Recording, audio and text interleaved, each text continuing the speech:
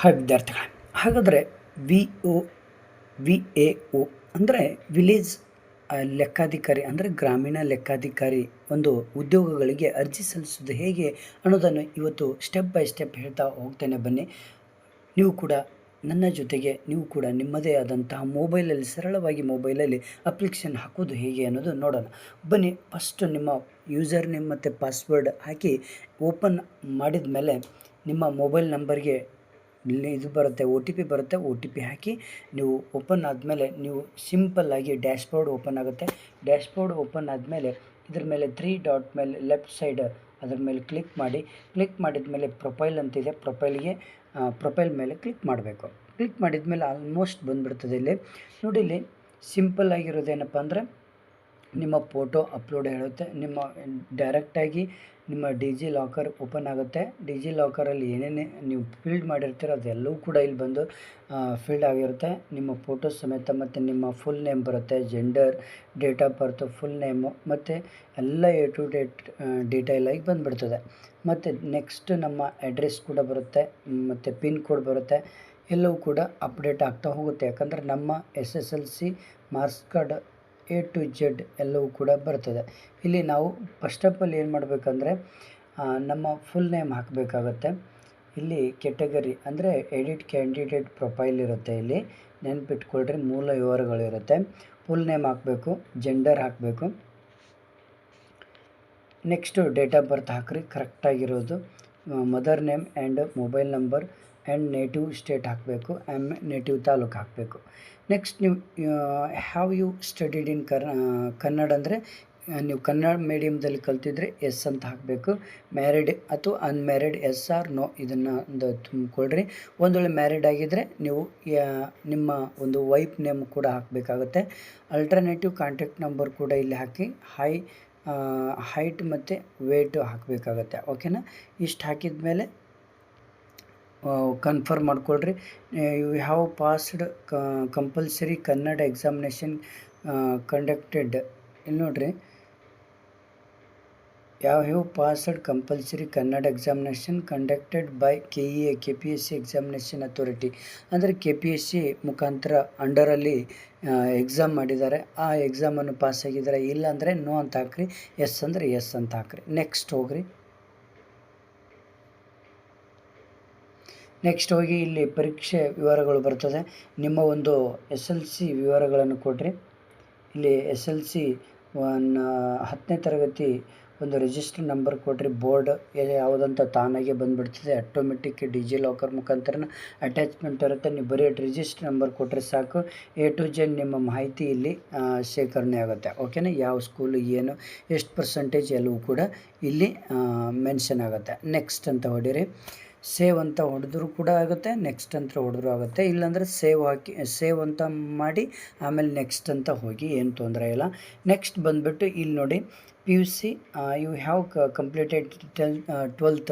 ನೀವು 12th ಕೂಡ pass ಆಗಿದ್ದರೆ ಇಲ್ಲಿ ಪಾಸ್ ಎಸ್ ಅಂತ ಇದು ಮಾಡಿ. ಆಮೇಲೆ ನೋಂದಣಿ ಸಂಖ್ಯೆ ಕೇಳ್ತದೆ, ನೋಂದಣಿ ಸಂಖ್ಯೆ ಹಾಕಿರಿ.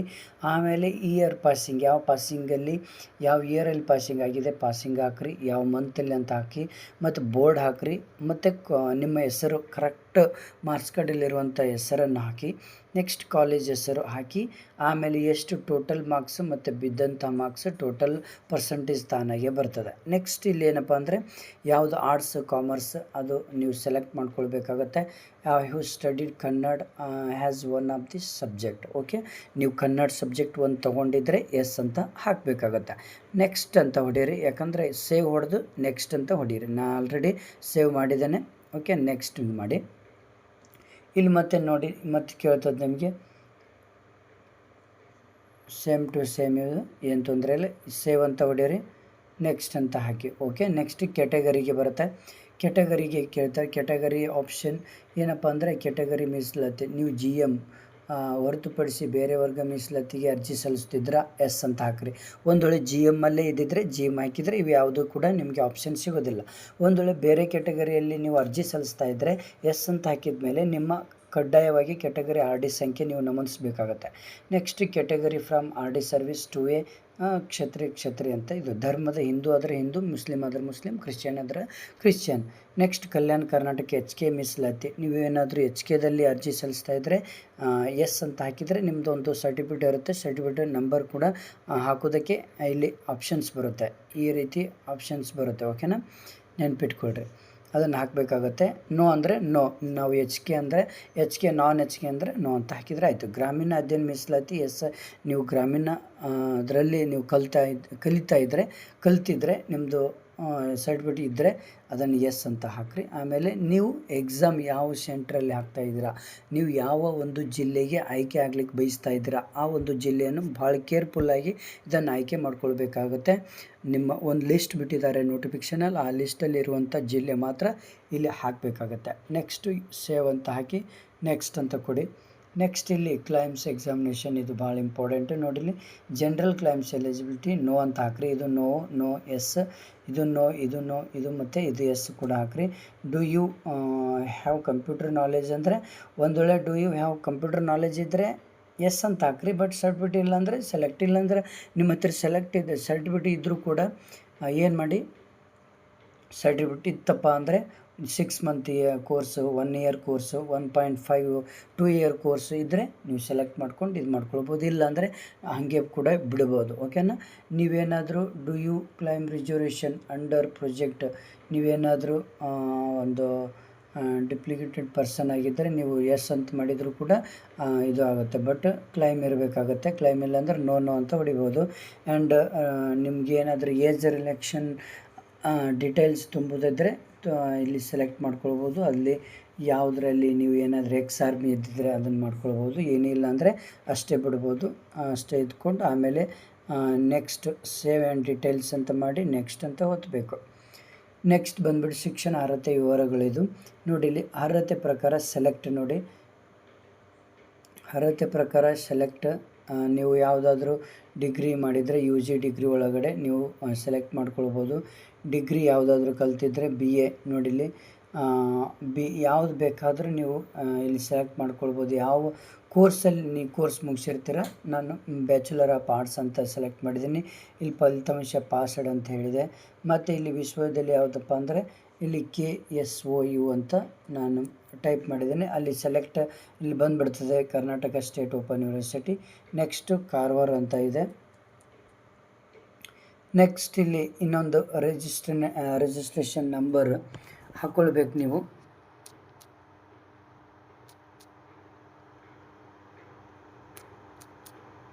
ಓಕೆ, ನೆಕ್ಸ್ಟ್ ಬಂದುಬಿಟ್ಟು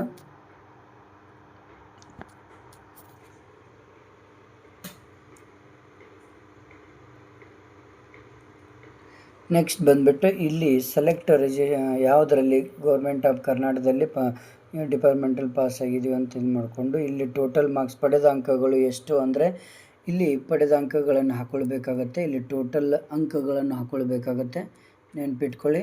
ನೆಕ್ಸ್ಟ್ ಬಂದುಬಿಟ್ಟು ಇಲ್ಲಿ ಯಾವ ಇಯರ್ದಲ್ಲಿ ಪಾಸಿಂಗು ಅಂತ ಕೇಳ್ತದೆ. ನಾವು ಯಾವ ಇಯರ್ದಲ್ಲಿ ಪಾಸಿಂಗ್ ಆಗಿದ್ವಿ ಅದನ್ನು ಕೂಡ ಇಲ್ಲಿ ಸೆಲೆಕ್ಟ್ ಮಾಡ್ಕೊಳ್ಬೇಕು. ಕೋರ್ಸ್ ಅವಧಿ ಎಷ್ಟು ಅವಧಿ ಇತ್ತು, 3 ವರ್ಷ ಅಂತ ಹಾಕ್ಕೊಳ್ಳಿ. ನೆಕ್ಸ್ಟು ಮತ್ತು ಯಾವ್ಯಾವ ಸಬ್ಜೆಕ್ಟ್ ತೊಗೊಂಡಿರೋ ಅನ್ನೋದು ಕೂಡ ಇಲ್ಲಿ ಕೇಳ್ತದೆ, ಅದನ್ನು ಹಾಕ್ಕೊಳ್ಬೇಕಾಗತ್ತೆ. ನೆಕ್ಸ್ಟು ನೀವು ಸೆಲೆಕ್ಟ್ ಮಾಡ್ಕೊಳ್ಬೇಕಾಗತ್ತೆ ಪೊಲಿಟಿಕಲ್ ಸೈನ್ಸ್. ಆಮೇಲೆ ಇಷ್ಟೆಲ್ಲ ಫೀಲ್ಡ್ ಆದಮೇಲೆ ನೀವು ನೆಕ್ಸ್ಟ್ ಅಂತ ಸೇವ್ ಅಂತ ಹಾಕಿ ಆಮೇಲೆ ನೆಕ್ಸ್ಟ್ ಅಂತ ನೀವು ಕ್ಲಿಕ್ ಮಾಡ್ಕೊಳ್ಬೇಕಾಗತ್ತೆ. ನೆಕ್ಸ್ಟ್ ಅಂತ ಕ್ಲಿಕ್ ಮಾಡಿದ ಮೇಲೆ ಇನ್ನು ಸಂಸ್ಥೆ ಏನಾದರೂ ಜಾಬ್ಗೆ ಮಾಡಿದರೆ, ನೀವು ಯಾವುದಾದ್ರೂ ಸಂಸ್ಥೆಯಲ್ಲಿ ನೀವು ಜಾಬ್ಗಳನ್ನು ಮಾಡಿದರೆ ಇದನ್ನು ಫಿಲ್ ಮಾಡಿ ಇಲ್ಲಿ ಸೆಲೆಕ್ಟ್ ಸಂಸ್ಥೆಯ ಪ್ರಕಾರ ಸೆಲೆಕ್ಟ್ ಮಾಡ್ಕೊಳ್ಬೇಕಾಗತ್ತೆ. ನೆಕ್ಸ್ಟ್ ಇಲ್ಲಿ ಸಂಸ್ಥೆಯ ಹೆಸರು ಮತ್ತು ಆಮೇಲೆ ಎಂಟರ್ ಜಾಬು ಏನೂ ಇಲ್ಲ ಅಂದರೆ ಏನು ಮಾಡಿ ಹಾಗೆ ಬಿಡ್ಬೋದು. ಬಿಟ್ಟು ಆ್ಯಡ್ ಎಕ್ಸ್ಪೀರಿಯನ್ಸ್ ಹಾಗೆ ಕ್ಲಿಯರ್ ಹಾಗೆ ಇಟ್ಟು ನೀವೇನು ಮಾಡಿ ಅದನ್ನು ನೆಕ್ಸ್ಟ್ ಅಂತ ಹೊಡೀರಿ. ನೆಕ್ಸ್ಟ್ ಅಂತ ಹೊಡೆದ್ಮೇಲೆ ನಿಮ್ಮ ಫೋಟೋ ಅಪ್ಲೋಡ್ ಬರುತ್ತೆ. ನೋ ಫೈಲ್ಸ್ ಚೂಸನ್, ಇಲ್ಲಿ ನಿಮ್ಮ ಫೋಟೋ ಅಪ್ಲೋಡ್ ಮಾಡಿ.